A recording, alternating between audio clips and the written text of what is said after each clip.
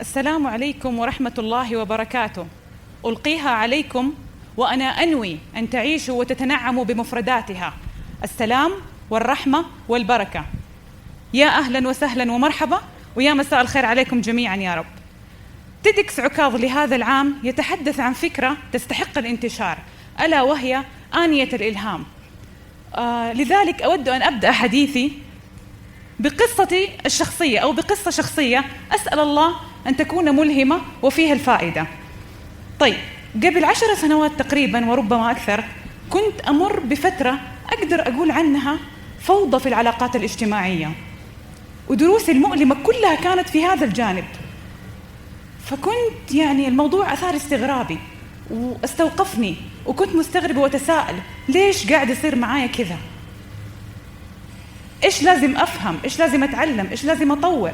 أنا ما كنت أرى أني أنا ما أستحق كل هذا الألم في هذا الجانب.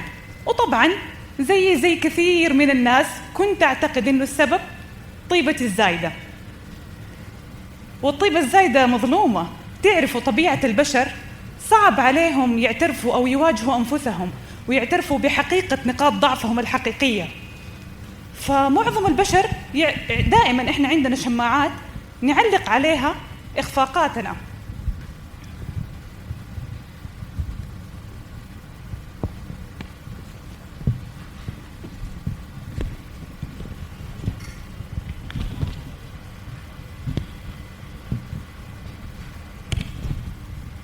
فأنا دائما أقول أرجوك وأرجوكي لما تتعرضوا لموقف مؤلم في هذه الحياة لا تلقوا بالملامة على الطيبة الزايدة. كن شجاع وقول أنا كنت ضعيف، أنا كنت مغفل، أنا كنت ما أمتلك مهارات البقاء، أنا عندي نقاط ضعف ما عالجتها. اعترف، دائما الاعتراف نصف الحل.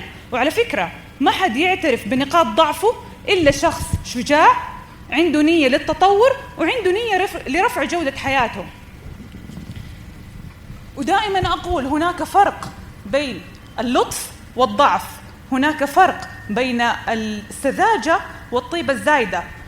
الطيبة الزايدة عمرها ما كانت نقطة ضعف، بالعكس هي نقطة قوة، وأنت مأجور عليها في الدنيا والآخرة. يقول الله عز وجل: وهل جزاء الإحسان إلا الإحسان؟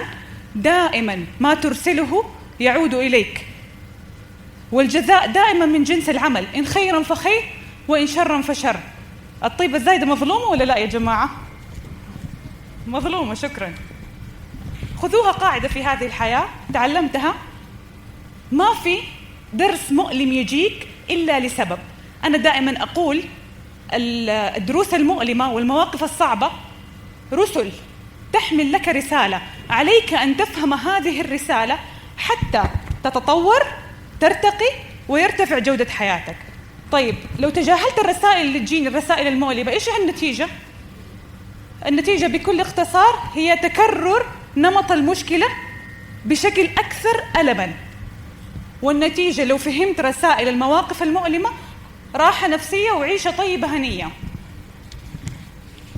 من هذا المنطلق قررت أني أنا آخذ ملف العلاقات الاجتماعية وأضعه على الطاولة وأتفاهم معاه، يا أنا يا أنت. قررت أني أنا أتعمق في فهمه، قررت أني أنا أفهم رسائل المواقف المؤلمة اللي مريت فيها وأتطور من خلالها. قررت أني أنا أفهم دوري في كل علاقة، إيش لي وإيش علي، إيش لازم أقدم وإيش لازم أحصل.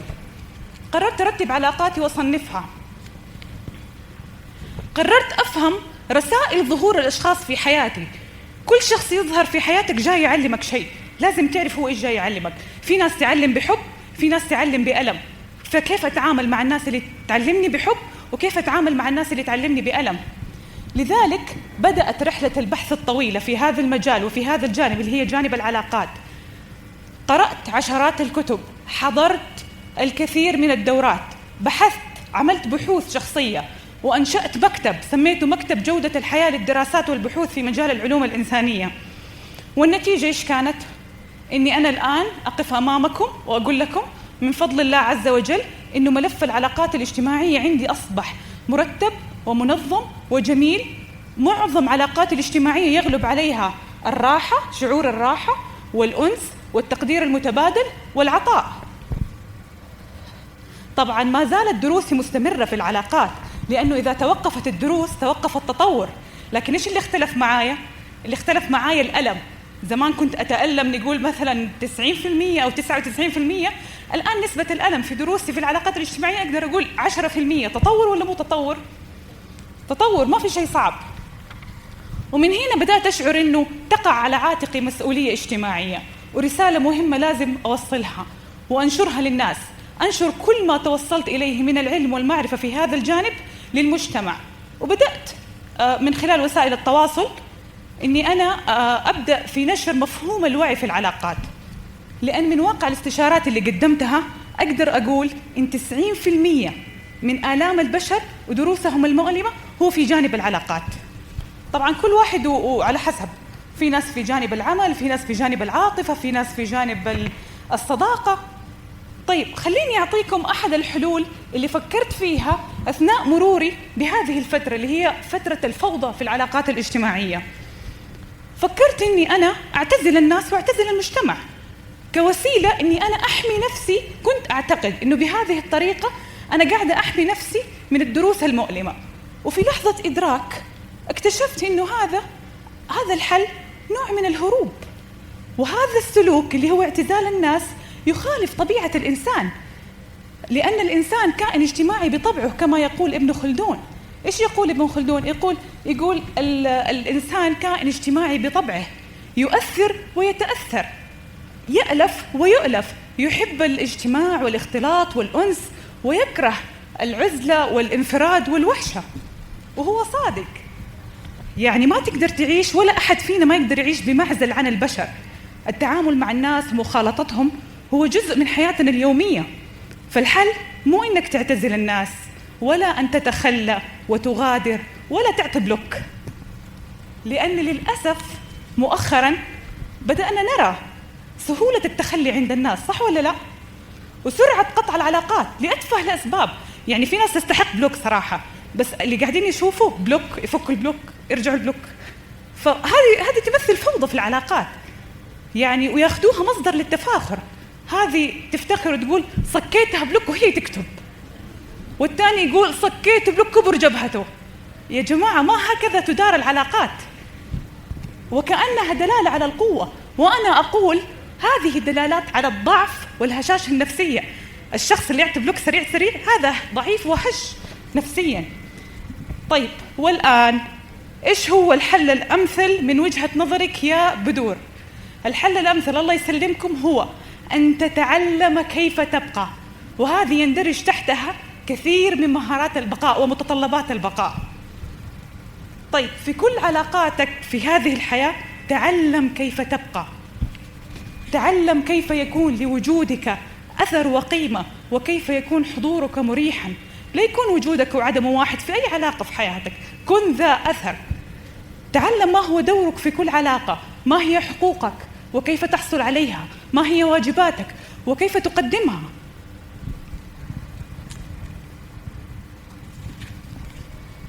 تعلم كيف تهفو إلى قلوب الآخرين.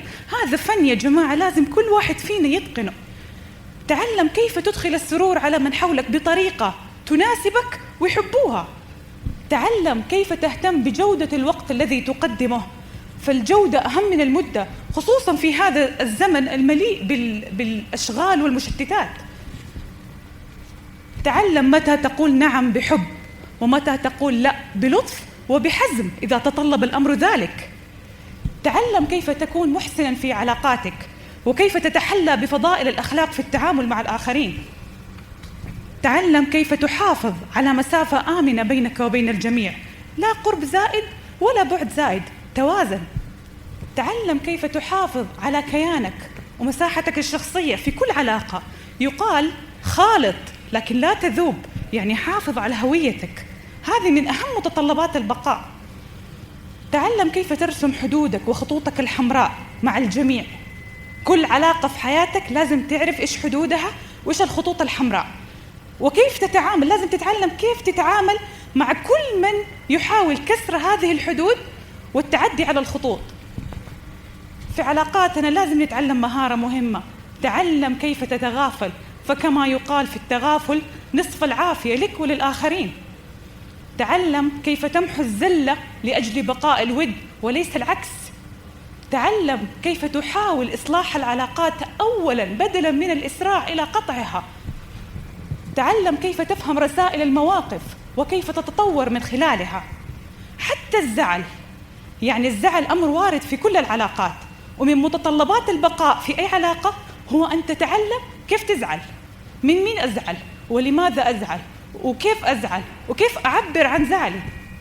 الزعل عزيز، دائما أقول ما ينفع تصرفه على كل من هب ودب، ما ينفع كل موقف يزعلك وكل كلمة تزعلك، اجعل لزعلك قيمة. وكذلك العتاب العتاب قد يكون أداة بناء وقد يكون أداة هدم. تعلم الآلية الصحيحة للعتاب. على فكرة مو دائما العتاب من المحبة، أحيانا العتاب من المغثة، صح ولا لا؟ واحد كل يوم يرسل لك ليه ما تكلمني، مغثة. فالعتاب مو دائما شيء جيد. حتى نظام إعطاء الفرص، تعلم متى تعطي الفرص وكيف تعطي الفرص ومين يستحق الفرص في حياتك. تعلم مهارة حل المشكلات وإدارتها. عمركم سمعتوا علاقة ما فيها مشاكل؟ شكرا. العلاقة اللي ما فيها مشاكل هي علاقة غير صحية. لذلك من أهم متطلبات البقاء في أي علاقة هو أن تتعلم مهارة حل المشكلات وإدارتها، لأن المشكلات لو انحلت بشكل صحيح تؤدي إلى نمو وتطور العلاقة وإلى انسجام أكبر. العطاء من أهم متطلبات البقاء في أي علاقة. تعلم كيف تعطي وماذا تعطي ومتى تعطي ولمن تعطي. تخلص من فوضى العطاء. كثير من دروس البشر في فوضى العطاء. وفي هذا الصدد في حديث عن الرسول اللهم صل وسلم وبارك عليه يعلمك كيف تبقى وكيف تنظم عطائك وما هي أولوية العطاء. يقول الرسول اللهم صل وسلم وبارك عليه: خيركم لأهله وأنا خيركم لأهلي. تنظيم للعطاء، مين تعطي أول ومين ثاني. باختصار أبغى أقول ملف العلاقات ملف مهم جدا، ملف دسم وكبير في هذه الحياة. إهماله يؤدي إلى انخفاض جودة حياتك، وضبط ملف العلاقات في حياتك يؤدي إلى ارتفاع جودة حياتك. ملف العلاقات يتطلب جهد وصبر وطولة بال، ولكن الأمر بالتأكيد يستحق. العلاقات أنا دائما أعتبرها استثمار، إذا نجحت فيها فحتستمتع بثمارها حتما. طيب وصلنا للنهاية. أختم حديثي بأن أقول: لن تنعم بحياة طيبة سعيدة حتى تتعلم كيف تبقى. أسأل الله لي ولكم أن يحيينا الحياة الطيبة السعيدة التي نريدها ونرغب بها. قولوا آمين.